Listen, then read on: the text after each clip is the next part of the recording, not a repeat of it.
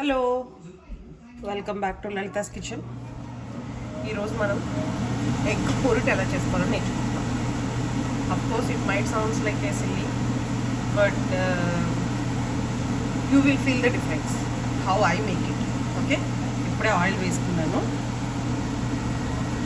దీన్ని కొద్దిగా ఆనియన్స్, ఇప్పుడు నేను ఒక 3 పీపుల్కి సరిపడేటట్టు ఎగ్ పొరుగు చేస్తున్నాను. సో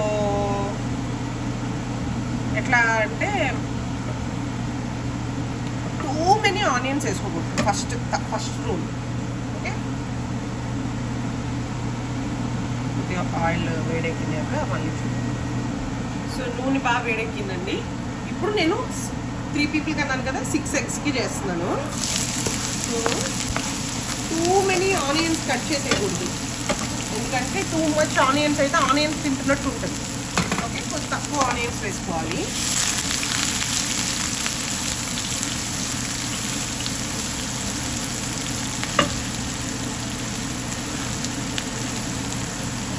అది చికెన్.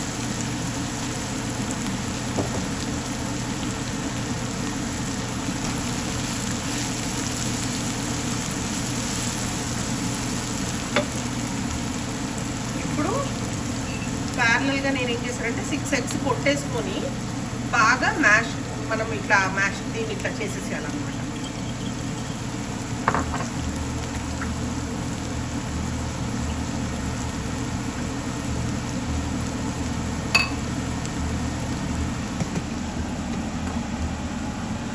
ఇట్లాగా ఎగ్స్ కొట్టాం కదా, దీన్ని లోపు బాగా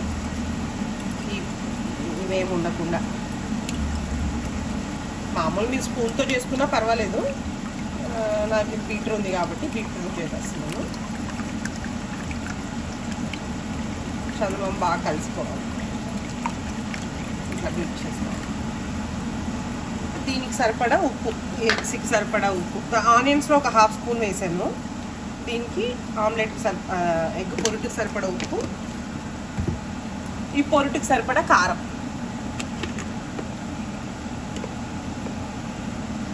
అది కూడా ఇందులోనే వేసేసుకోవాలి.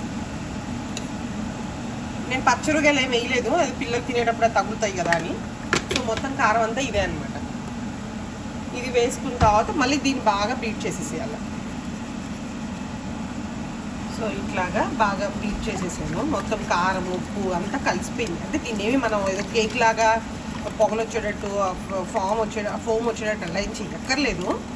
జస్ట్ మొత్తం అంతా బ్రేక్ అయిపోయి ఉప్పు కారం అన్నీ కలిసిపోతే చాలు. ఓకే, అట్లా అయిపోయిన తర్వాత ఇప్పుడు ఇది పక్కన పెట్టి ఇప్పుడు ఉల్లిపాయ చూద్దాము. ఆనియన్ చూసి నేను కొద్ది పసుపు వేసాను, ఎందుకంటే ఇంకా ఇది ఎల్లో కారం కాదు కదా, లేకపోతే ఎర్రగా ఉంటుంది, అందుకని కొద్ది పసుపు వేసాను. ఇప్పుడు దీంట్లో ఒక 1/2 స్పూన్ అల్లం వెల్లుల్లిపాయ పేస్ట్ వేస్తామన్నమాట. ఒక 1/2 స్పూను అల్లం వెల్లుల్లిపాయ పేస్ట్,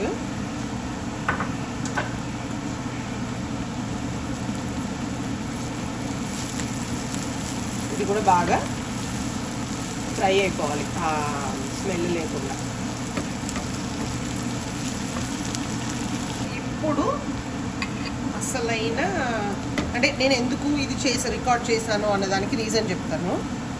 ఇప్పుడు మనం దీన్ని ఇట్లాగా పోసేసుకొని అస్సలు కదపకూడదు.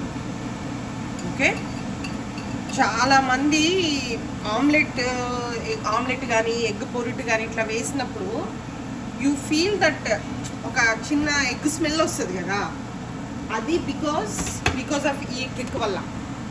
ఇప్పుడు మనము ఏమీ కదపకూడదు అనమాట. ఆమ్లెట్ కుక్ అవ్వాలి. కుక్ అయిన తర్వాత కొద్దిగా అప్పుడు మిక్స్ చేయాలి. మీరు ఇట్లా ఆమ్లెట్ వేసేయగానే మిక్స్ చేయడం మొదలు పెడితే అది ఆ ఎగ్ నీచు వాసనలాగా వస్తుంది అనమాట. ఇప్పుడు అసలు సూపర్ క్లియర్. మీ ఇంట్లో ఎగ్ వేసుకున్నారని 10 మందికి తెలియాల్సిన అవసరం లేదు కదా. మంచిగా ప్రోటీన్ ఎగ్ మీరే తినండి, ఆ స్మెల్ కూడా రాకుండా ఉంటుంది ఇలా చేస్తే. కొద్దిగా అయిన తర్వాత అప్పుడు మనం కలుపుతూ ఉండొచ్చు. చూసాం కదా, కుక్ అవుతుంది. ఇంకొద్దిసేపు కుక్ అవ్వాలన్నమాట. అప్పుడు మనం కలిపితే మీకు ఆ ఎగ్ వాసన రాదు.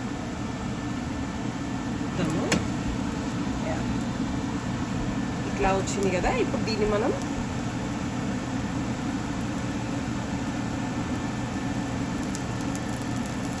ఇది ఇప్పుడు ఒక ఆమ్లెట్ లాగా ఉంది కదా, సో ఇట్లా ఫ్లిప్ చేయొద్దు.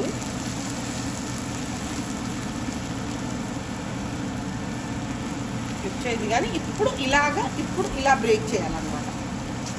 ఓకే, తినేటప్పుడు తినే వాళ్ళకి కూడా ఒక మంచిగా ఒక పీస్ తిన్నట్టు ఉంటుంది. ఇది బాయిల్ కూడా అయిపోతుంది, మంచిగా ఎగ్ కుక్ అయిపోతుంది. ఇలాగా బ్రేక్ చేసి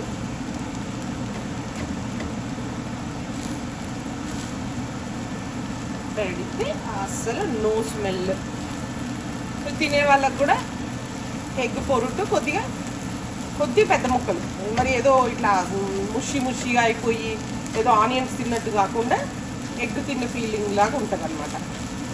అంతే, this is called my style of egg bhurji.